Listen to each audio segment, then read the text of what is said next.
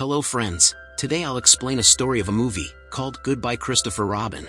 This is a true story, and after hearing it you will know how the Winnie-the-Pooh cartoon, which has been a favorite of every child and adult at some point, came to be. You'll also find out who Christopher Robin was, and under what circumstances all these stories were created. The story begins during World War II in 1941, when a man named Alan Alexander Milne receives a letter from a woman. Upon reading the letter he becomes emotional, and the story flashes back to World War I in 1916, when Alan was part of the war. After fighting in the war, he returns to his wife as the war comes to an end. Alan Milne, a famous writer associated with the Peace Pledge Union, he writes poetry and plays. Now, slowly but surely the time passes, and a child is born in their home. They name the child with love Christopher Robin. But Alan's wife isn't entirely pleased with Christopher's birth, because she didn't want a boy in their home. She had wished for a girl. She would often say to Alan, "I can't love him, because when he grows up, he will also go to war," and she would have to endure the waiting, just like she did when Alan was away, that too without any hope. Now she feels she doesn't have the strength to bear it all. Afterward, they hire a nanny for Christopher Robin, whose name is Olive, and Olive adores Christopher Robin dearly. As time passes, Christopher Robin turns 3 years old, but during these 3 years, only Olive takes care of him. Because his parents are busy with their parties and their work, they are unable to pay attention to Christopher Robin, and Alan continues to write plays consistently. But now he feels exhausted from his work, and he wants to go to an isolated place, where he can write something new and good. So he takes his entire family to a countryside place in England, which is entirely a jungle. And now, Alan's whole family has shifted there, but even after shifting there Alan doesn't write much anymore. Now when their entire family shifts there, Daphne gives some toys to her son Christopher Robin, in which there is a teddy bear, there is a piglet, a tiger, and a donkey. Christopher Robin is very happy to receive all these toys. He asks his mom, "What is the name of the teddy bear?" His mom says, "Its name is Edward." He then starts playing with his toys. Afterwards, one day Christopher's dad is going towards the jungle, and Christopher also starts following him. When his dad sees him, he tells, "You should go home." Christopher says, "Should I go home?" His dad says, "No, come with me." And both of them start walking towards ahead. Christopher says to his dad, "Can you give a name to the donkey I have?" His dad says, "Its name is Eeyore." Upon hearing this name, Christopher becomes very happy. As they continue ahead, Ellen hears the buzzing of bees, and Alan gets scared by the sound. Actually, the sound reminds him of the World War I, when he was in a war. And even today, those memories haven't faded from his mind. Christopher says that these are just bees. They have come to find their food. Upon hearing this, his dad relaxes, and both of them return home from there. After returning home, Ellen's wife asks him, "You came here to write something, and you haven't even started yet." After the war, people's lives in the whole country have become colorless, and if you write books against the war, you will fill colors in their colorless lives. Daphne says, "I am going to London, because you are a writer who doesn't write, and if you don't write, it will be difficult for you to bear." Alan asks, "When will you come back?" She says, "When you start writing." When Daphne is going to London, right then Nanny says, "Christopher and I will go with you, so that we can show zoo to Christopher."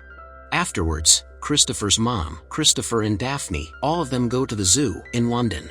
In the zoo, they see a very large bear. Christopher asks, "What is its name?" His mom says, "Its name is Winnie, because it's from the Winnie-the-Pooh pack." After wandering around the zoo, Nanny and Christopher return home, but his mom Daphne stays in London. In the next day, Nanny has to go to see her mom with a 3-day holiday, because her mom is very ill, and their cook is also on leave, so only Christopher Robin and his dad are left at home. The next morning, when Alan is writing something, Christopher comes to him. Christopher says, "I know you are writing a book against the war. It's a good idea. If you write something for me, I will definitely read it." Alan says, "Will you go out with me?" Christopher says, "Okay," and both of them go out for a walk. And while they are out, Christopher tells him that when we went to the zoo, I saw a bear there. Its name was Winnie, and its name was Winnie, because it was from the Winnie-the-Pooh pack. The soldiers killed his mom, and he came to the zoo. After this, Alan tells his son that there are bees here, and if there are bees here, so there will also be bears here. Christopher says, "There are no bears here." Then his father shows him a bear on a tree, which is Christopher's teddy bear, which name was Edward, which was given by his mom. Actually, his dad is playing with him. Christopher says, "From today, I will call it Winnie," and he names it Winnie, and his dad starts playing with Christopher in the same way. When they have dinner, there is a lot of food there, and his dad puts all his toys there, and Christopher enjoys it a lot, because his father is playing with him for the first time. They spend time playing, and during this play, his father creates many stories with his son. He named the tiger as Tiger, bear as Winnie, the donkey they have is named Eeyore, and the piglet is called Piglet. And they have made many other stories like this. Afterwards, Alan invites one of his friends from the city who makes many sketches of Christopher Robin and his toys, so that he can use them in his story. Along with this, Alan also writes a poem, and he dedicates this poem to his wife. The name of this poem was Vespers, which is related to Winnie-the-Pooh. A few days later, his wife returns home and she tells him that she got his poem published, and people liked it a lot. Alan then starts working even harder on the book of Winnie-the-Pooh, and when his first book is published, he becomes famous overnight. Alan was already a great writer, but after the publication of this book, all his previous work fades away. Because this book becomes so popular that he becomes a big celebrity overnight. People now want to know about his book, about his stories. And when people find out that Christopher Robin is a real child, their curiosity grows even more. Now people want to meet Christopher Robin, they want to know about him. A few days later, Christopher Robin's nanny also returns home. Upon seeing her, Christopher Robin is very happy. Actually, his nanny's mom had died, so she took some more time. Nanny says to Alan, "I saw Christopher Robin's players written by you, one of my friend's house. And I am very happy that people like this poem so much." Actually, the poem was written by Alan. It was about Christopher Robin's players, which everyone likes. When Christopher Robin becomes so famous, his entire lifestyle changes. He gets letters every day. He goes to parties. People want to take photos with him, and they want his autographs. But Christopher Robin doesn't like all this so much, because he just wanted to play in the jungle with his dad. But now, all his games are over, because his dad is so busy with his work that he can't give time to Christopher Robin, where earlier they used to play ball, make stories together. But now, he can't give time to his son at all. He is always busy in parties or in his writing work. And Christopher Robin is also very sad about this. Christopher Robin's nanny also does not want Christopher's life to go the way it is going. She knows that he only goes with his father. He does not want to attend any party or interview, or the world of glamour.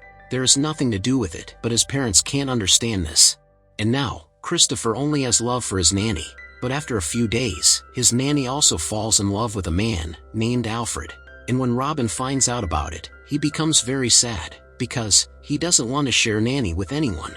Although Nanny loves him more than her own son, but Christopher Robin thinks that if she marries to Alfred, so she will be far away from him. And Christopher tells his mom and dad that she is getting married, because he thinks that, if she gets married, she will leave him forever. And when his mom and dad find out, Christopher's mom scolds Nanny, saying, "Now we understand why our son was so sad." Nanny tells Alan, "You are not doing what is good for Christopher, you are using him to sell your books. You have to convincing him that you care about him." Christopher's mom tells, "Care? I gave birth to him." Nanny says, "Excuse me, animals also give birth." She tells Alan, "A father should be with his son, he needs you," and Nanny leaves her job. Which makes Christopher very sad, although it is not easy for Nanny to leave him too, because she loves him very much, but now she is forced to do so. After Nanny leaves, Alan slowly realizes that he made a mistake. Actually, this is the age to play for Christopher Robin, not to give interviews or go to parties. And one day, he tells his son that from now on I will not write anything about Christopher Robin, about Pooh or about Piglet. Christopher Robin says, "Will Winnie be ours again now?" Alan says, "Now it belongs to the world, but I promise I won't write a single line about Christopher Robin, nor you will have to go to tea with big people. Now you can do whatever you want." This makes Christy very happy, and now his dad enrolls him in a boarding school. But the kids there bully Christopher Robin because of Winnie-the-Pooh, which makes him very upset. Slowly but surely the time passes, and he grows up. And now the World War II has started, and he wants to join the army. But when he takes the test, he fails in medical, which disappoints him a lot. Actually, he wanted to go to the army. He wanted to do something for his country. He wanted to make his identity. He tells his dad, "I know, you can get me passed in medical, because you are in the hearts of every citizen of the country, and all of this was possible because of me." And even though Alan does not want to, he gets him admitted to the army. And before going to war, Christopher tells his dad, "That bear ruined my life. Wherever I go, people come to know. When I was young, we used to play in the jungle, and then you wrote the book and everything ended, and you completely changed. Alan says that this is not true. When I was realized I had stopped writing, that was the best day of my life. Christopher says, you sent them away. Alan responds, didn't you say to write about me? Christopher says, I didn't say about me, I said for me. After that, Christopher heads off to the train station and leaves for the war. The story returns to the present and Alan opens a letter he has just received. In this letter it says that, your son is missing, presumed dead. Hearing this news, he completely breaks down. His wife is also deeply affected. Afterward, Alan goes to Christopher's nanny. When she learns about it, she too breaks down in tears, because she still loves Christopher dearly, and considers him her own son, and now she loses her son. Afterwards, one night when Alan is sitting outside his house, then he sees someone comes from the front, and when he looks carefully, his son Christopher Robin is coming from there. He is alive and he shakes hands with him. Alan tells his son, are you really Blyly Moon? Because he always used to call his son Billy Moon. He says, yes Dad, I am alive. Afterwards, Christopher Robin's mom also comes and she is also very happy to see his son alive. Tears welled up in her eyes, and when Nanny found out that Christopher Robin is alive, so she went to meet him and hugged him tightly. She was crying profusely. After this, Christopher told his dad, when we were in the desert area and gunfire was raining down on us, a man started singing Song of Winnie-the-Pooh, and when he was singing, it reminded him of his home. That song reminds him of his childhood. This magic happened because of you, but this song was originally mine. His dad said, but I sold it. Christopher said, after the First World War, when people had lost all hope, then you reminded them of what childhood was, what happiness was. Those stories, this jungle were ours, before it belonged to anyone else. Alan said, it will always be. Now all the misunderstanding between them has been resolved, but even after Ellen didn't write, Winnie-the-Pooh's fame continued to rise. Christopher Robin didn't take a single penny from the money he earned from his stories. He lived a happy married life, and he opened a bookstore, and Nanny remained a part of Christopher's life forever. Christopher's toys are still kept in the New York Public Library. 7.5 million people come to see them every year. And recently, Winnie-the-Pooh's book has been considered the best book for children to date. And with this true story comes to an end. We hope you enjoyed this story.